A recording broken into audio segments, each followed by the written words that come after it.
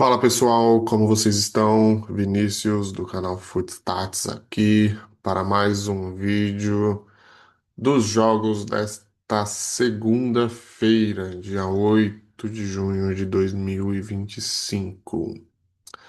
Ainda estamos em data FIFA, mas estamos também em campeonatos de divisões inferiores ali, né? Ou até alguns campeonatos da América do Sul que ainda se mantêm ativos, nem mesmo nessa data FIFA, tá? Então, a gente vai começar com os jogos do Campeonato Brasileiro da Série B, que não para, né? Não vai parar também na pausa para o Mundial. Ele já geralmente termina antes do Campeonato Brasileiro da Série A, mas ele começou depois, né? Por causa justamente que o Campeonato Brasileirão da Série A começou antes por causa do Super Mundial. Beleza? Então, da Série B não para, são jogos picotados, né? Durante a semana aí, quase que a semana toda de jogos. Então, sem mais delongas, vamos para o nosso vídeo, tá bom? Primeiro, eu vou pedir para vocês que se inscrevam no canal, deixem um like, ativem o sininho ali e bora para análise. Bom, então o nosso primeiro jogo aqui é o líder da Série B, Goiás, contra o Volta Redonda, 15º colocado. Volta Redonda que veio da Série C, né? Então tá tendo dificuldades aí para competir nessa Série B, né? Já o Goiás quase subiu ano passado, né? Teve ali com a volta do Wagner Mancini, teve quase que uma tentativa ali de chegar no G4, mas no finalzinho acabou não conseguindo. Bom, o jogo acontece às 4 horas, no estádio Ailé Pinheiro, em Goiânia, pela 11ª rodada. Confronto entre o líder dominante da Série B e um visitante ainda sem vitórias fora de casa. Favoritismo claro do Goiás olhando isso aqui, tá? Acho que vocês vão ver algumas atualizações com relação à apresentação também, tá? Em comparação com as passadas. Eu vou sempre atualizando para chegar num nível de dados melhor pra gente. Beleza? Vou passar aqui. Bom, informações da competição. Uma coisa que eu mudei também, tá? Vocês vão ver que eu mudei a sequência dos slides. Então, com 27% da Série B já disputada, o Goiás lidera com autoridade e 80% de aproveitamento em casa, mirando a consolidação na ponta. O Volta Redonda, por outro lado, busca quebrar o jejum fora de casa e se afastar da zona de perigo. Tá bem próximo da zona de rebaixamento ali, o Volta Redonda, né? O jogo vale muito mais do que 3 pontos. Representa a chance do Goiás abrir vantagem e do Volta mostrar que pode competir longe de seus domínios. Não muito a acrescentar aqui. Bom, contexto estatístico. Então a gente vai ver que o XG do Goiás é menor do que o XGA, né? Isso que pode ser, às vezes, um jogo que ele sofreu pênalti, né? Que pênalti tem um XGA muito alto. Mas a forma recente, vocês vão ver aí 4 vitórias e um empate, né? Nos últimos 5 jogos. Número alto de escanteios por jogo, né? Que é uma questão interessante pra gente. Ambos sim, só 40%. 2,3 gols por jogo e ou pontos por jogo, desculpa, e 1,3 gols por jogo. Então, bom aproveitamento do Goiás aí jogando em casa. Já o Voltaço, né? Tem o XG de 1,81, XGA de 1,3, baixo, né? A gente vem numa sequência até interessante, né? 2 vitórias e 3 empates. 9,9 escanteios por jogo, ambos sim, só 30%. Série B é um campeonato de ambos não mesmo, né? Pontos por jogo 1, gols por jogo 0,5. Bom, contexto da partida, o Goiás chega confiante com 6 jogos invictos e por força máxima, exceto pela ausência do zagueiro Messias, jogou no Santos, no Ceará. Volta Redonda, mesmo invicto a 5 jogos, não venceu fora na temporada e perde o zagueiro Gabriel Bahia por suspensão. Senão vocês vão ver que a gente pediu para ele ser mais específico nas questões dos jogadores, né? Dado-chave, Volta Redonda nunca virou uma partida fora de casa em 2025. Para quem faz live, né? Por mais que essa odd aqui não.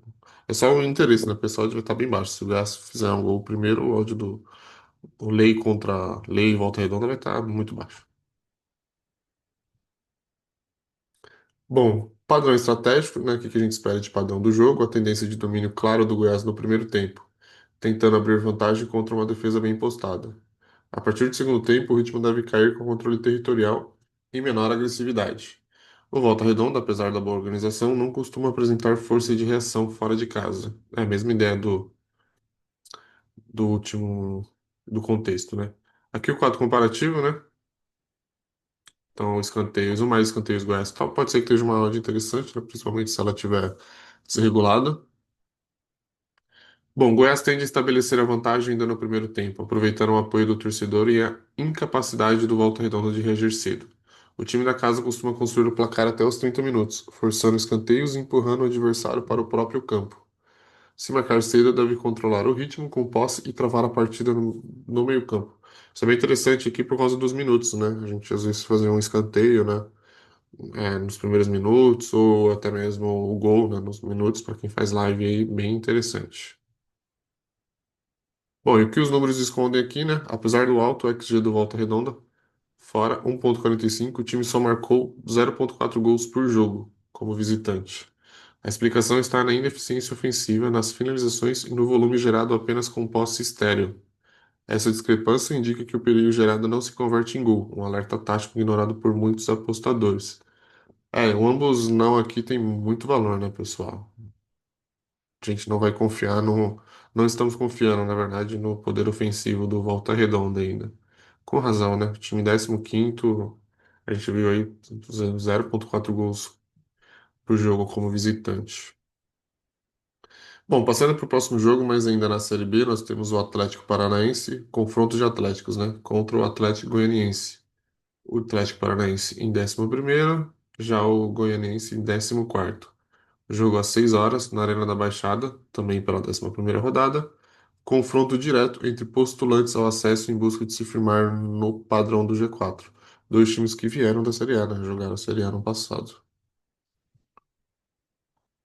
Bom, informações da competição, é a mesma coisa, né? A Série B avança para a 11ª rodada com a disputa pelo G4 ganhando corpo. O Atlético Paranaense, ainda oscilante, tenta consolidar sua força em casa e retomar o ritmo das campanhas anteriores. O Atlético Paranaense tem um treinador, né? O Der Helm é o treinador do Atlético Paranaense agora.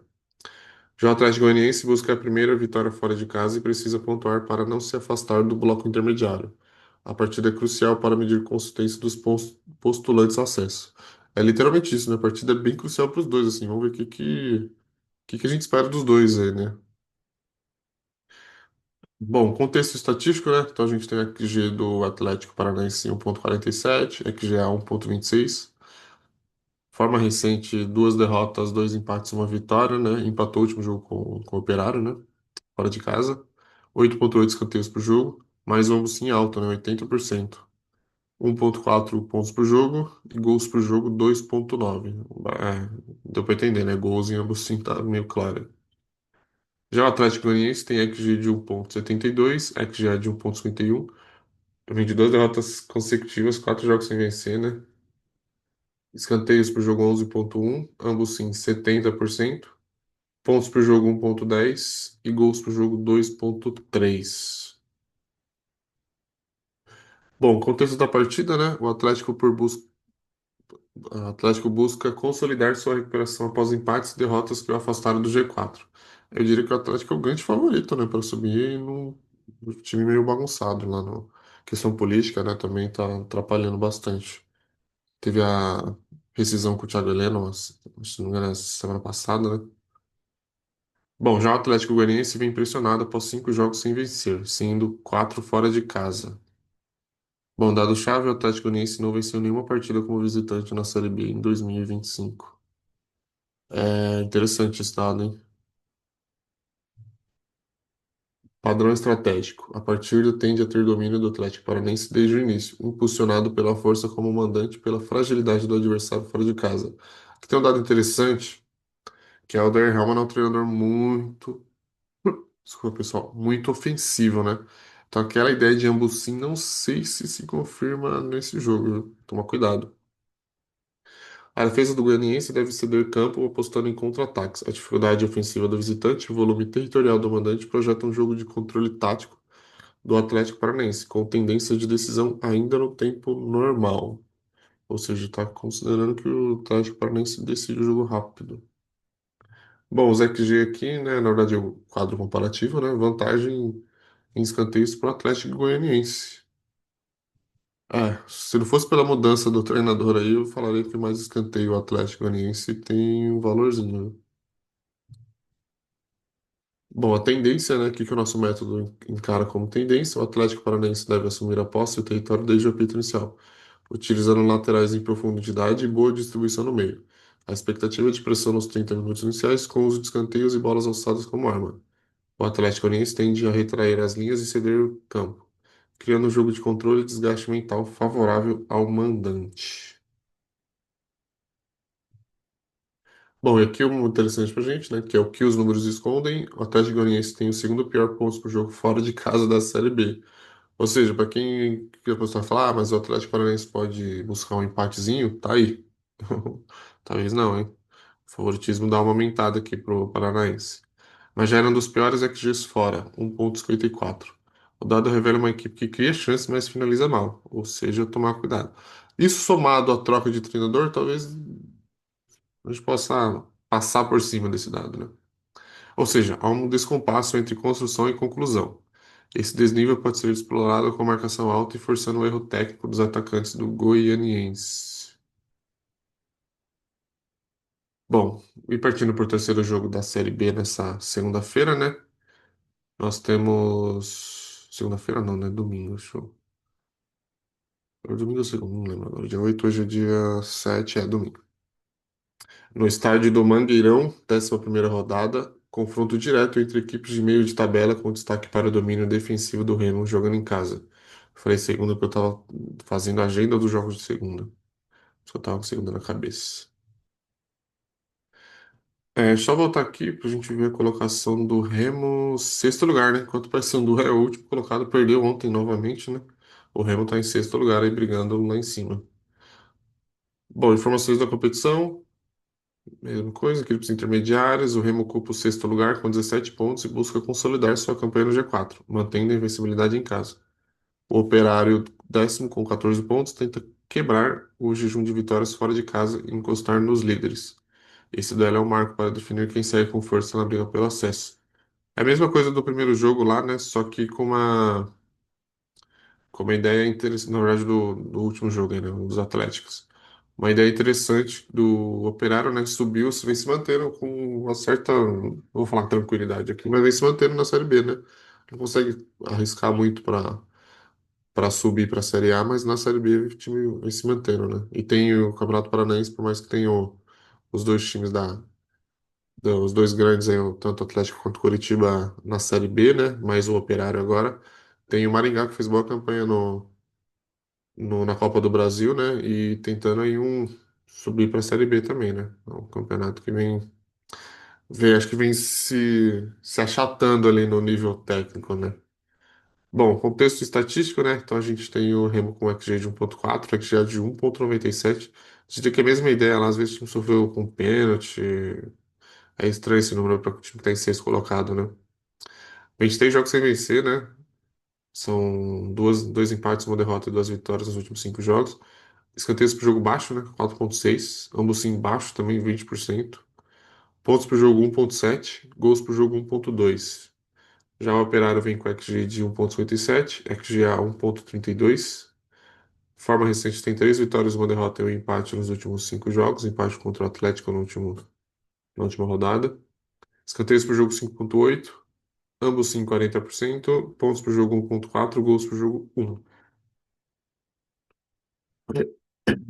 Bom, análise tática, perfil das equipes. A gente não fez esse slide nas outras porque eu mudei o prompt no meio da apresentação. Na hora que eu vi que ele estava com um prompt estranho nos dois primeiros jogos, aí eu tirei, paguei slides e mantive a sequência para os próximos. Então, a partir de agora vai vir com essa configuração aí, tá?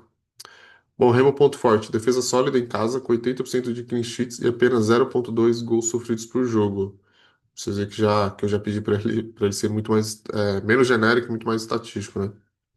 Ponto fraco, dificuldade em converter empates em vitórias. Ataque com eficiência limitada. É interessante esse dado aqui também, né? Comportamento tático dominante, jogo vertical com transições rápidas e boa cobertura lateral. Destaque individual, Pedro Rocha, que está sendo cotado, especulado no Vasco, né? Atacante, 6 gols. Giovanni Pavani, meio ofensivo. Marcelo Rangel, goleiro, nota 7,4. Nos principais dados aí que dão notas, né? Outros sites aí de estatístico bem, são sites muito bons também. Já o Operário tem como ponto forte alto volume de finalizações e média elevada de escanteios fora de casa. A gente viu que o Remo tem poucos escanteios por jogo, né? Olha aí. Ponto fraco, não conseguiu clean sheets fora. Média de 1,6 gols sofridos por jogo. Operário sem tomar gol aqui, hein? Olha aí. Ou tomando gol, na verdade, né? Quase que eu falei. O contrário, o Operário tomando gol. Comportamento tático dominante. Jogo ofensivo com pouca compactação defensiva. Eu não vi o jogo, mas eu tava acompanhando em live pelos sites aqui. Realmente o jogo contra o Atlético foi muito maluco, né? 2-2, tomou gol cedo, o Operário. Não é o time que joga, né? Contra o Vasco na Copa do Brasil, deu pra ver o time que joga. Não é muito de se recuar, não. Destaque individual: Daniel Amorim e Rodrigo Rodrigues, 3 gols cada. Gabriel Bosquilha, jogador da base de São Paulo, né? Meia criativo. E Juan Zuluaga, lateral ofensivo. Operário que na Copa do Brasil foi eliminado pelos pênaltis pelo Vasco, né? Em 2 empates em 1-1. Contexto da partida: o Remo chega fisicamente inteiro e confiante após manter a invencibilidade como mandante. O Operário, por outro lado, tenta superar o desgaste físico das últimas rodadas e corrigir falhas defensivas fora de casa. Dado-chave, o Operário não venceu nenhum dos últimos 5 jogos fora e sofreu em média 1,6 gols por jogo como visitante. Eu acho que a gente considerar que o Operário vai sofrer gol, tá dado, né? Padrão estratégico. A expectativa é de um Remo dominante desde o início, explorando a fragilidade defensiva do Operário fora de casa. A solidez defensiva e o ritmo mais vertical do Remo devem neutralizar a transição ofensiva desorganizada do adversário. A dinâmica deve favorecer um controle territorial do mandante, principalmente até os 60 minutos. Bom, aqui a gente tem um comparativo das equipes, né? Então, olha aí o Operário com mais escanteios, principalmente esse dado é bem interessante aqui e pode valer alguma coisinha, viu? Vale uma moedinha também aqui. O jogo tá bom para pré, hein? Depois a gente vai fazer o jogo das análises, né? Vamos ver se bateu aí. Bom, a tendência, né? O Remo deve impor seu ritmo logo nos primeiros 30 minutos, com transições rápidas e construção pelas laterais. O Operário tende a ceder e sofrer pressão até o intervalo, sendo provável a quebra do equilíbrio ainda no primeiro tempo. A leitura da tática indica forte chance de domínio posicional do Remo com finalizações perigosas cedo. Então, estamos esperando o Remo apertando o Operário logo cedo. Vocês colocaram, né? Vem boa fase o Remo aí. Bom, o que os números escondem, apesar do XG alto do Remo, a média de gols sofridos em casa é apenas 0,2 por jogo, o que revela que as finalizações contra não são convertidas. Além disso, 75% dos gols do Remo em casa acontecem no primeiro tempo. Ou seja, a tendência está batendo com esse dado aqui, né? Você vê como uma coisa liga com a outra, né? Padrão raramente precificado corretamente nas casas. Com isso aqui, a gente encerra esse jogo. Bom, a gente vai para MLS. Se não me engano, são 3 jogos da MLS também. O jogo continua, né? Mesmo na data FIFA, a MLS continua, com o Portland Timbers, quarto colocado da Conferência Oeste, contra o San Luis City, 11º colocado também da Conferência Oeste. Jogo às 8 horas, no Providence Park, rodada 26. Confronto entre o mandante dominante em casa e o visitante em crise, com forte tendência de desequilíbrio no segundo tempo. Interessante o San Luis City aqui em crise. Vamos entender o porquê. A MLS 2025 entra na segunda metade da temporada, onde a disputa por vagas nos playoffs se intensifica. O Portland Timbers está consolidado no G4 da Conferência Oeste e busca manter sua invencibilidade em casa. Oh, não perdeu em casa o Portland. Já o San Luis vive fase turbulenta e tenta reagir para não se distanciar da zona de classificação. Esse jogo é crucial para ambos. Para o Portland, vale a manutenção no bloco da elite, para o San Luis é um teste de resistência e reestruturação. Favoritismo claro do Portland aqui, né, pelo que a gente está entendendo. Contexto estatístico, né? A gente sempre falou que o campeonato é over, né? Por mais que os números aqui não dê muito, né? Mas a gente tá vendo aí um destaque pro XG alto dos dois. Os últimos 5 jogos o Portland não perdeu, já o São Luís não venceu, 4 derrotas nos últimos 5 jogos. Números escanteios por jogos não muito alto, né? Mas ambos sim do Portland alto, 75%. Diferença de pontos também brutal e gols também, né? O São Luís realmente, entendi, o São Luís está em crise mesmo. Bom, perfil das equipes, né? Então a gente tem ponto forte no Portland, pressão ofensiva consistente, principalmente nos primeiros 15 minutos de cada tempo. Interessante para a gente fazer live isso aqui, né? Com uns 15 minutos. Ponto fraco, vulnerável em bolas longas e contra-ataques pelas costas da defesa. Comportamento tático dominante, 4-2-3-1 com transições rápidas e amplitude ofensiva. Destaque individual, Davi Costa, meio-campista, 7,33 no rating. Felipe Moura, atacante. Juan Mosquera, lateral direito, suporte ofensivo pela direita. Parece o- as posições, ele parece do FM, né? Quem gosta de FM aí, eu até parei porque tava too much aí. Já o San Luís, pontos fortes, experiência defensiva com Burke no gol e novas movimentações no meio com Harton. Burke foi goleiro da Alemanha, né? Será que do Bayern? Não lembro, mas eu não meio estranho esse nome. Ponto fraco, pouca criação ofensiva fora de casa e muitos espaços concedidos entre linhas. Comportamento tático dominante, adaptação recente ao 4-2-3-1 com foco reativo e pressão no meio. Destaque individual, Roman Burke, goleiro 7,4 no rating. Eduard Lowen, meia direita. Marcel Harting, meia interiores, que isso aqui não é o meia de distribuição. Bom, contexto da partida, o Portland chega embalado com sequência invicta em casa e foco total na classificação direta para os playoffs. A ausência do goleiro titular Crepeu pode alterar o equilíbrio defensivo. Do outro lado, o San Luis tenta reencontrar a identidade com o novo técnico, a mudança de técnico do San Luis aí. Após 11 jogos sem vitória, interrompidos por um triunfo recente. Dado chave, o San Luis sofreu 6 gols no segundo tempo nas últimas 4 partidas fora de casa. Interessante, hein, pessoal? Mais de um gol por jogo no segundo tempo aí. Bom, padrão estratégico do jogo. O jogo tende a começar com a imposição do Portland, controlando o posse e acelerando nas laterais. O San Luis deve recuar e buscar responder em transições rápidas, mas sua baixa produtividade ofensiva fora de casa e desgaste tático pode abrir espaço para um colapso defensivo no segundo tempo. De novo, os números se falando aí, o número falando com o padrão. A chance de domínio físico e técnico aumenta conforme o jogo avança. Tem uma questão interessante, né? Como o São Luís mudou de treinador, foi para o quadro comparativo, a gente tem um pouco de receio principalmente em entradas pré. A boa fase do Portland talvez dê pra gente uma confiança, né, para entrar pré, mas eu tomaria cuidado, viu? A gente sabe que quando muda treinador, assim, muda bastante coisa, então cuidado aí, tá, pessoal? No quadro comparativo aqui, diferença clara aqui de vantagem para o Portland, ali o XG, né, o primeiro. Bom, a tendência do que o nosso método espera para esse jogo é o Portland deve assumir a posse e construir jogadas com intensidade pelos laterais, explorando a fragilidade defensiva do San Luis nas coberturas. A pressão alta deve forçar erros na saída de bola adversária, criando oportunidades ainda no primeiro tempo. Eu estava pensando no empate HT nesse jogo por causa, né, da troca de treinador, mas esse dado aqui já deu uma recuada pra gente.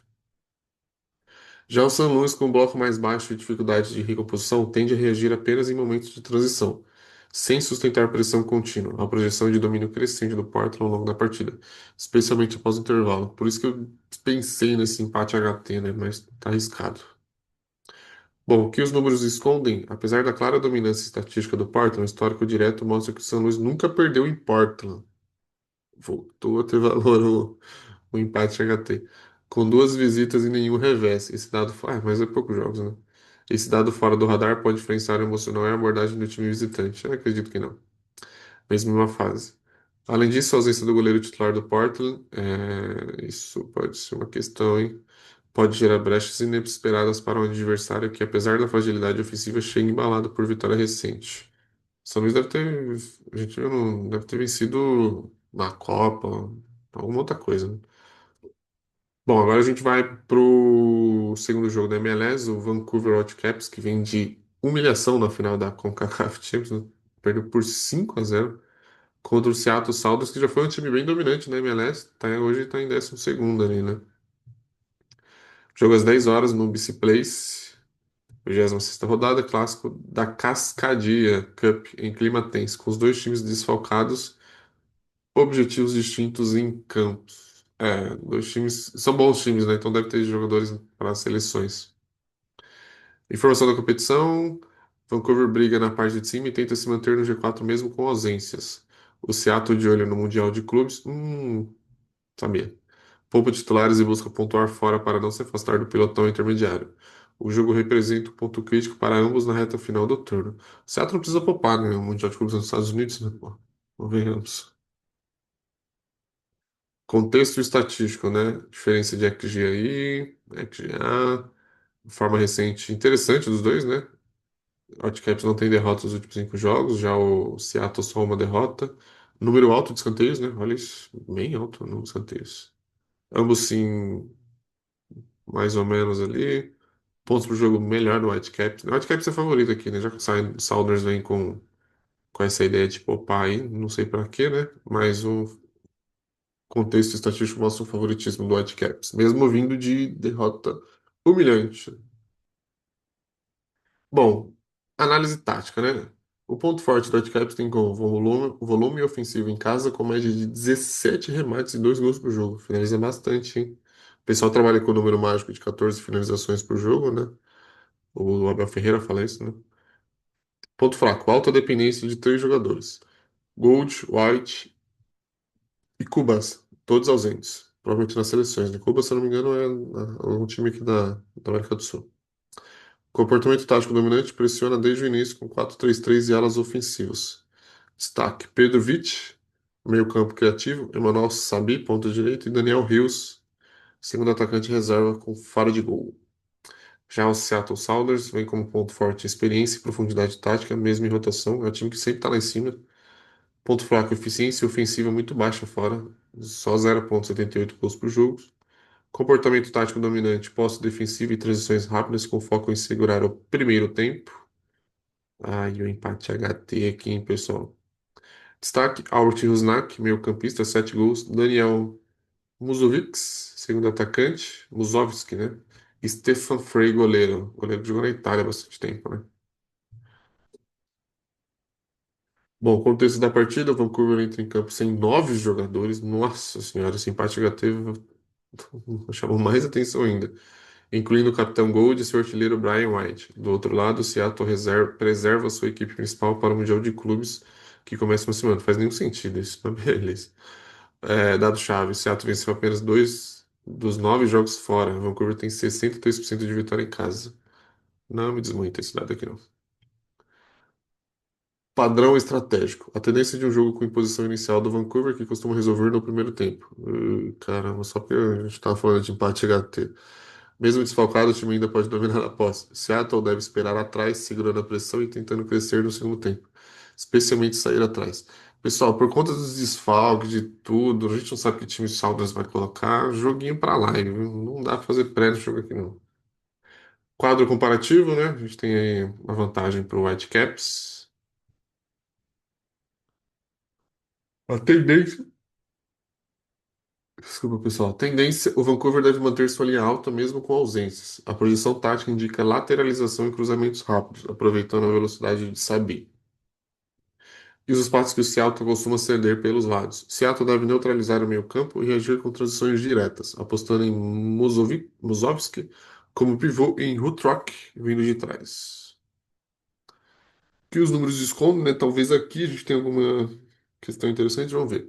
Mesmo em crise, tomar 5-0 na final da CONCACAF realmente é crise. E jogar nada, né? O jogo foi totalmente dominado pelo Cruz Azul. Totalmente. Foi uma humilhação. O Vancouver não perde em casa 10 jogos e marcou gols em 7 dos últimos 8 jogos como mandante. Seattle, fora de casa, conseguiu apenas um clean sheet em 9 partidas. A análise mostra que, mesmo com reservas, o padrão tático do Vancouver sobrevive mais do que do Seattle fora de casa. Ou seja, mesmo o Whitecaps jogando com reservas, esse padrão se manteve, né? Já o Seattle bem constante fora de casa. Bom, e o último jogo dessa MLS nesse domingo é Los Angeles FC contra o Sport Acho que é o Kansas City, né? Sport Kansas City. Jogo às 10 horas no BMO Stadium. Confronto entre um mandante dominante e um visitante vulnerável que sofre defensivamente fora de casa. Los Angeles também é um time que volta e meia tá lá em cima, né? Informações da competição. Desculpa, pessoal, como só. O Los Angeles FC briga por posição no G4 da Conferência Oeste, sustentado por um dos melhores desempenhos em casa. O Sporting, o Sport Kansas City, KC, eu chamo de KC, tenta reagir fora de casa, onde vem acumulando derrotas e atuações instáveis. O confronto é decisivo para a manutenção do bom momento do Los Angeles e para a sobrevida do Sporting na disputa por playoffs. Contexto estatístico, um domínio aqui no XGA do Los Angeles, forma recente melhor também do Los Angeles, invertido aí, né? Derrotas por vitórias. Escanteios, uma vantagem do Los Angeles. O time sofre, tem pouco, ambos sim, né, 29% apenas, já o Sporting 67%. Pontos por jogo, vantagem clara do Los Angeles. Gols por jogo, exatamente os mesmos. A análise tática. Ponto forte: solidez defensiva em casa do Los Angeles, né? 57% de clean sheets. Não é um número muito alto, mas chama atenção, hein? Ponto fraco: dificuldade para matar o jogo cedo, empates frequentes. Comportamento tático dominante, pressão alta com posse dominante, 59%. Marcação intensa e finalizações no fim do jogo. Destaques: Denis Bouanga, atacante, 7 gols, líder de finalizações da MLS. Aaron Long, zagueiro, primeiro da liga em duelos aéreos ganhos. Interessante, é um time bom, né? Já foi campeão já da MLS, o Los Angeles. Ponto forte do Sporting, capacidade ofensiva com Jovel Dick, decisivo. Ponto fraco, excesso de cartões e defesa instável fora de casa. Ó, quem gosta de cartões aí. Comportamento tático dominante, jogo direto, com foco em transições rápidas e bolas paradas. Destaque, Dejan Joveljic, atacante, 9 gols, mais do que o Boang aí. 3 jogos consecutivos marcando, ótima fase. Manu Garcia, meia, principal criador de jogadas e passes verticais. 3 jogos seguidos marcando, né? Contexto da partida. Los Angeles chega embalado, invicto a 4 jogos com desempenho sólido no BMO Stadium. A equipe tem um elenco completo e foco total na MLS. Já o Sport vem de 2 derrotas em 3 jogos, com desgaste físico visível e dependência de Joveljic no ataque. Dado-chave, o Sporting sofreu 1,56 gols por jogo fora e venceu apenas 2 dos últimos 9 jogos como visitante. No primeira chamadinha ele falou que é um time defensivamente instável mesmo, né? E demonstrou já. Bom, padrão estratégico aqui é a tendência de domínio territorial do Los Angeles com marcação alta e controle de posse desde o início. O Sport tenta adotar postura reativa, buscando transições e jogadas diretas. A partida deve ter ritmo controlado, poucos cartões para o mandante e dificuldade do visitante em romper a defesa adversária. A reposição técnica e tática do Los Angeles deve pesar mais que a necessidade ofensiva do Sporting. Favoritismo claro do Los Angeles aqui, né? E os números dizem isso, os gráficos, né? Mesmo que gols por jogo, o Sport tenha um número maior. O que a gente espera de tendência para esse jogo aí, né? Espera-se que o Los Angeles imponha um jogo de controle no campo ofensivo, com construção paciente e finalizações concentradas no segundo tempo. O modelo tático favorece a manutenção do placar com poucos riscos. Tem que marcar o atacantezinho lá, né? Com foco em transições defensivas bem posicionadas. O esporte terá dificuldades em escapar da pressão e só deve oferecer perigo em bolas paradas. A expectativa é de jogo limpo e disciplinado, com controle emocional alto do mandante. Talvez não disciplinado pelo esporte, né? Que a gente viu aí que o número de cartões são altos, né?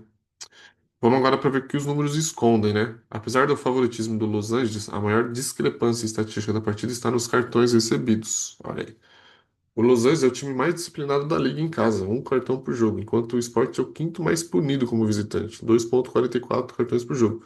Em cartões o número é baixo aqui, né? Geralmente a odd está aí no 3,5, né? 4,5, então realmente a linha, né? Na verdade está nesse número, então, mas o mais cartões em Sport pode ser que esteja com uma odd interessante. Esse diferencial comportamental tem sido negligenciado pelo mercado, gerando uma das melhores entradas estatísticas da rodada.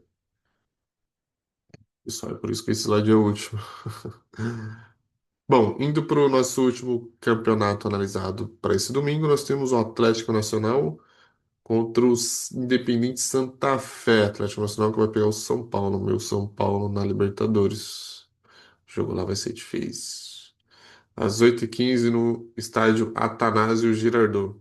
Quadrangular final, Grupo B, terceira rodada. Confronto direto entre equipes que brigam ponto a ponto pela classificação, com o Nacional jogando sua última ficha em casa. Jogo importante para o Atlético Nacional, hein? Informações da competição: a partida é válida pela terceira rodada do quadrangular final, Grupo B da Primeira Divisão Colombiana. O Atlético Nacional soma 2 pontos e ocupa a terceira posição, enquanto Santa Fé tem 3 pontos e é o segundo colocado. O líder do grupo avança para a final, e uma derrota praticamente elimina o Nacional da disputa. A vitória é obrigatória para os mandantes, que jogam pressionados diante de um adversário direto e desfalcado. E o Atlético Nacional deve estar tendo seu Rinestrosa, né, um dos principais jogadores em negociação com o Botafogo, né? Então, tomara que vai dar um jogador a menos para dar trabalho pra gente. Diferença de XG aqui bem alta, né? A diferença no Atlético Nacional melhora nessa questão, né? Mas de forma recente não vence há 4 jogos, né? O Atlético Nacional. O forma recente melhor do Santa Fé. Santa Fé é bom time também, volta e meia tá na Libertadores. Escanteios por jogo a vantagem ali pro Atlético Nacional. Ambos sim bem parelho. Pontos por jogo muito parelho também. Gols por jogo, pequena vantagem pro Nacional. Bom, análise tática, né? Perfil das equipes. Então a gente tem o ponto forte do Nacional. Domínio territorial em casa, com posse média de 59% e alta média de remates, 17,1 por jogo. Isso é complicado pra gente que quer fazer pré, né? Ponto fraco, sofre sob pressão em jogos decisivos. Não marcou nos 2 primeiros jogos do quadrangular, ou seja, vem de 2 empates por 0-0. Comportamento tático dominante, marcação alta e transições rápidas pelo meio com distribuição de Campuzano. Bom jogador, Campuzano, meio-campista. Se eu não me engano, é o que jogava no Boca. Destaque individual, Alfredo Morelos, aquele mesmo, atacante, referência de finalização. Davi Ospina, aquele mesmo, goleiro, segurança defensiva. Já o Santa Fé tem como ponto forte a organização defensiva fora de casa, 45% de clean sheets como visitante, não é um número alto. Ponto fraco, ausências ofensivas, críticas prejudicam o contra-ataque e a criação. Interessante. Comportamento tático dominante, bloco médio baixo com transições verticais pelos lados. Destaque individual, Hugo Rodarega, jogador famosinho também lá. 11 gols na temporada, Daniel Torres volante, equilíbrio defensivo. Deve estar na seleção, né? Colômbia que empatou, né? Empatou com o Peru 0-0. Resultado surpreendente. E não vem em boa fase o time colombiano nas eliminatórias. A sorte que classifica todo mundo, né? Contexto da partida: o Atlético Nacional chega pressionado após empatar os 2 primeiros jogos sem marcar gols. A torcida exige reação imediata. Já o Santa Fé está sem seus principais criadores ofensivos, o que reduz a capacidade de reação fora de casa. Dado-chave: Nacional tem 73% de vitórias como mandante. Santa Fé sofreu 67% de seus gols no segundo tempo fora de casa. Mais gols com mais. Tempos com mais gols nesse segundo tempo, talvez? Acho que vale, hein? Padrão estratégico do jogo. A tendência de uma partida com pressão intensa do Nacional nos primeiros 30 minutos, tentando aproveitar o fator casa e o desespero por pontuar, é verdade. O Santa Fé deve adotar uma postura reativa, fechando espaços e apostando na transição se o Nacional não marcar cedo. Pode se desorganizar no segundo tempo. Como é um jogo emocionalmente crítico para o Nacional, né? Pode ser realmente que, se não fizer o gol, o jogo fica uma loucura, né? Quadro comparativo, vantagem nos 3 dados aí pro Nacional. Talvez uma aposta mais escanteios Nacional tem bastante valor aqui. Não sei como deve estar a odd, né? Bom, a tendência tática, espere-se um Atlético Nacional com marcação alta desde o apito inicial, pressionando o Santa Fé nos corredores laterais e empurrando o jogo para o campo ofensivo. Eu vi o jogo do Atlético Nacional contra o Bahia na Libertadores. É um time bem bom, né? Eu achei bem interessante o time. A ausência de contra-ataques bem construídos do Santa Fé deve permitir ao Nacional o acúmulo de escanteios e domínio de posse, aquilo que eu falei. A janela entre os 30 minutos e os 45 tende a ser um momento decisivo, com finalizações de média distância e bolas aéreas. Acho que vai área nacional o HT aí, deve estar com a de boi. Bom, o que os números escondem, né? Apesar da liderança do Santa Fé fora de casa, os dados mostram que 73% dos seus empates no primeiro tempo aconteceram contra equipes com média de posse inferior a 52%. Acabou de contestar a minha entrada ainda. Contra o Nacional, que tem média de 59% e jogo agressivo, esse padrão pode se romper. Ah, na verdade não, tá confirmando o que eu falei. Além disso, o Nacional marca 33% dos seus gols entre os minutos 31 e 45. Exatamente onde Santa Fé é mais vulnerável, 28% dos gols sofridos nesse intervalo. Pô, tá dada essa entrada aí, hein? Eu acho que eu vou fazer essa aí. Bom, partindo para o outro jogo do Campeonato Colombiano, quadrangular, temos o Once Caldas, terceiro colocado, contra o Milionários, primeiro colocado. Once Caldas, que na Sul-Americana está no grupo do Fluminense. O Fluminense foi o único brasileiro, né? Que classificou em primeiro na Sul-Americana, deixando o Once Caldas em segundo. O jogo no estádio Palo Grande às 10h20. Confronto decisivo entre um mandante muito forte e um visitante que ainda não convenceu fora de casa na fase final, mas é o primeiro, né? Bom, informações da competição. Mesmo grupo, no grupo B, com o Milionários liderando de forma apertada após dois jogos e o Once Caldas buscando se firmar na disputa pela vaga na final.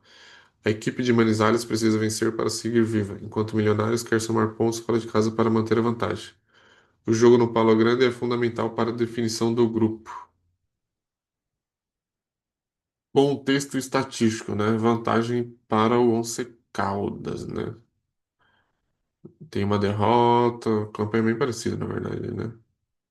Só que o Milionários não perdeu nos últimos cinco jogos. Escanteios para o jogo bem parecidos, ambos sim, exatamente o mesmo. Pontos para o jogo maior do Once Caldas, que joga bem em casa, né? Gols por jogo, vantagem do Milionários, pequena vantagem. Peraí, acho que eu passei um aqui. Bom, ponto forte do Once Caldas. Forte presença ofensiva em casa, com 1,73 gols por jogo e XG elevado. Irregularidade defensiva, especialmente no segundo tempo. Contra o Fluminense foi isso, né? O time jogou bem mal no segundo tempo. Comportamento tático, pressiona desde o início com intensidade e jogo vertical. Destaque individual, Dairo Moreno, centroavante, 9 gols. E Michel Barrios, atacante de velocidade, 4 gols. É aquele? Do Flamengo? Milionários, ponto forte. Organização tática e transição defensiva em bloco.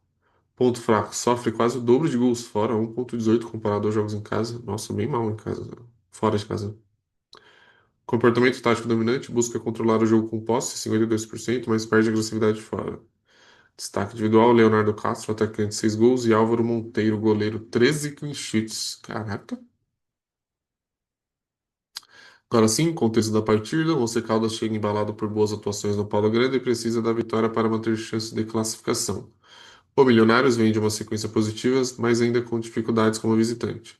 Ausências importantes não foram confirmadas e ambas as equipes chegam inteiras fisicamente.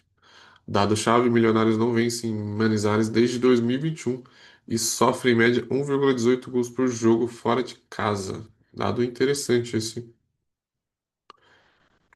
Padrão estratégico. A tendência de um jogo com imposição inicial do Once Caldas, aproveitando a pressão da torcida e a altitude leve de Manizales. O Milionários deve apostar no controle de posse, mas cede espaço quando pressionado ao meio campo. A partida tende a ser intensa e com troca de domínio entre os tempos. A gente tá falando do primeiro colocado do grupo, né? O pessoal não tá botando muita fé no Milionários, mas é o primeiro colocado do grupo, né? Quadro comparativo, né? Vantagem pro Once Caldas, a mais um escanteios, nem tanto, né? Mas e gols pro jogo bem próximo aí. Não tem muita vantagem, não. Bom, tendência. Espera-se que o Once Caldas assuma a iniciativa nos primeiros 30 minutos, padrão, né? Com finalizações de média distância e pressão no campo adversário. Caso o Milionários não consiga sair jogando com eficiência, o jogo tende a se abrir no segundo tempo. O maior risco tático está no desencaixe defensivo do Milionário, nos corredores laterais, onde Barrios pode explorar a vantagem de 1-1. Assistência do Barrios aí, quem gosta de apostar em jogador, né? Bom, o que os números escondem? Apesar da boa campanha do Milionários no geral, o time sofre 92% mais gols fora de casa do que em casa. Nossa, o time bem under em casa, hein? E o Once Caldas marca 243% mais gols em casa, 1,73 que fora, 0,50. Nossa Senhora! Esses desequilíbrios explicam o favoritismo oculto do mandante, mesmo com as odds altas no mercado. Nem vou falar nada. Vocês analisem por vocês. Beleza, pessoal? Então esse foi mais um vídeo aí, o vídeo ficou longo, né? Para os jogos desse domingo. Tá saindo o jogo também das rodadas, né? Das rodadas anteriores que a gente fez, para a gente ver como é que a gente foi, como é que teve análise, o que permaneceu no padrão, o que fugiu. E a gente vai atendendo junto, né? Esses vídeos são importantes para nós entendermos juntos, né? Na verdade, eu já faço a inteligência artificial e entender esses padrões, mas vocês vão entendendo juntos também como é que os campeonatos estão reagindo, estão acontecendo, que padrão estão se confirmando. Aí vocês mesmos vão criando os filtros de vocês, vai ficando bem interessante. Beleza, pessoal? Então é isso. Inscreva-se no canal, deixa o like, ative o sininho. O canal está começando, conseguimos postar vídeos todos esses dias aí, que foi bem legal. Pretendo manter isso. Estamos só no começo. Siga a gente também nas outras redes sociais. A partir de semana que vem a gente vai começar a postar mais coisa nas outras redes sociais, então vai ser bem interessante. E a partir de semana que vem eu começo outro canal com mais dois amigos aí que a gente vai falar exatamente de entradas, de tips de stake, de odd, super odd, de múltipla. Vai ser bem interessante, baseado no método também no Tática aí. Beleza, pessoal? Valeu e até a próxima.